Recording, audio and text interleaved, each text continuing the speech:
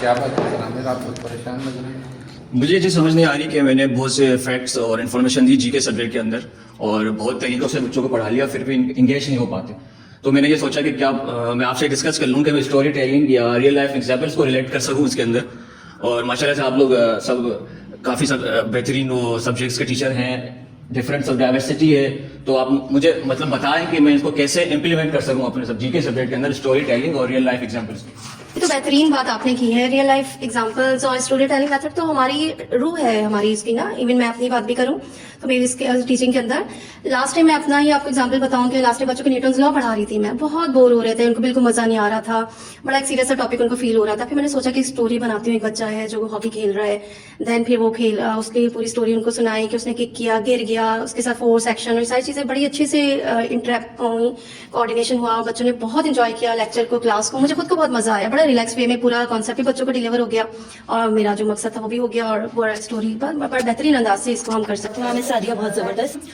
जब मैं एल्गोरिथम का टॉपिक पढ़ाती हूँ तो बच्चों को एक कहानी में बताती हूँ।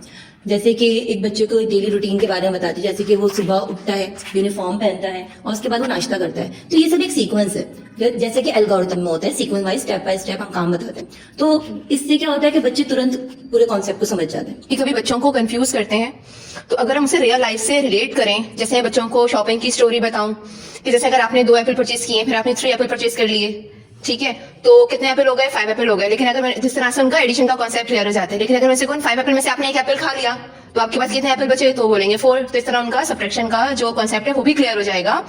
और स्टोरी टेलिंग जो होती है ये बच्चों को इस तरह से अगर हम स्टोरी के थ्रू बच्चों को समझाएंगे तो उनका कॉन्सेप्ट भी क्लियर होता है और ये बच्चों को डर से निकालकर मजे की तरफ लेकर आता है। Exactly, being an English teacher, जब हम बच्चों को स्टोरी टेलिंग की तरफ लेके जाते हैं तो उनमें काफी इंटरेस्ट डेवलप होता है।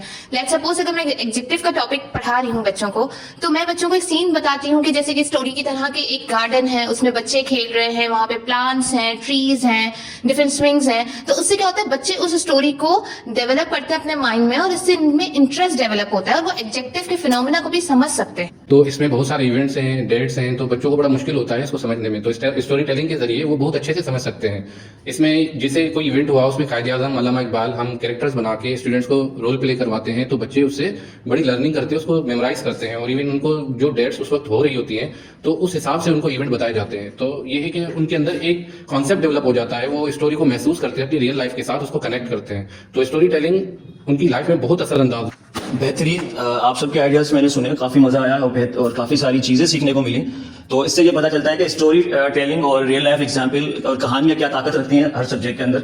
और मैं भी यही करूंगा कि जीके के अंदर जैसे अगर मैं किसी कंट्री को डिस्कवर कराता हूँ या किसी बच्चे को मैं एक कंट्री की रियल कहानी बताऊंगा कि उसको डिस्कवर करे या उसके कैपिटल्स को या उसके अंदर मतलब खुद को नेचुरली वहां फील करे कि वो ऐसा उसको हो के वो वहां है और रियल अपने लाइफ से अपने नेचुरल एग्जाम्पल से खुद को एंगेज कर सके, वहां पे अपने आप को वहां पे फील समझे कि मैं वहां हूँ कहानी की ताकत से। जैसे आपने किसी बच्चे की बात की कि आप उसको एग्जाम्पल उसकी ले सकते हैं, बिल्कुल स्टोरी ऐसे बना सकते हैं कि जैसे वो कंट्रीज में ट्रैवल कर रहे हैं, डिफरेंट कंट्रीज में जा रहे हैं, वहां पर देख रहे हैं कि वहां पे लाइफस्टाइल कैसा है, वहां की नीड्स कैसी हैं। उसको एक साइंटिस्ट भी आप बनाकर उसमें बच्चों के सामने शो कर सकते हैं कि फिर वो उसके अकॉर्डिंग टू नीड्स डिस्कवरीज कर रहा है वहां की जो डिमांड है उस मुल्क की। इसी तरह अगर ट्रैवलर शॉप से कुछ खरीदता है, वहाँ शॉपिंग करता है, तो इस तरह बच्चों का एडिशन और सब्ट्रैक्शन का कॉन्सेप्ट क्लियर हो जाता है। उसने क्या फील किया, उसकी इमोशंस, उसकी सारी जो एक्सपीरियंसेस हैं वो उसके एग्जेक्टिव्स को भी डिफाइन करती है। सबसे बड़ी बात यह है कि जिस तरह से सलामिर ने कहा कि जो ट्रैवलर है हम उसका कैरेक्टर, उसका रोल भी बना सकते हैं। बच्चे उसको महसूस करेंगे कि वो किस कंट्री में गया है, उसकी पूरी हिस्ट्री बता रहा है, वहां पर कौन कौन सी ऐसी चीजें हैं या कौन से ऐसे वाकयात हुए उस कंट्री के अंदर। तो वो भी वहां पे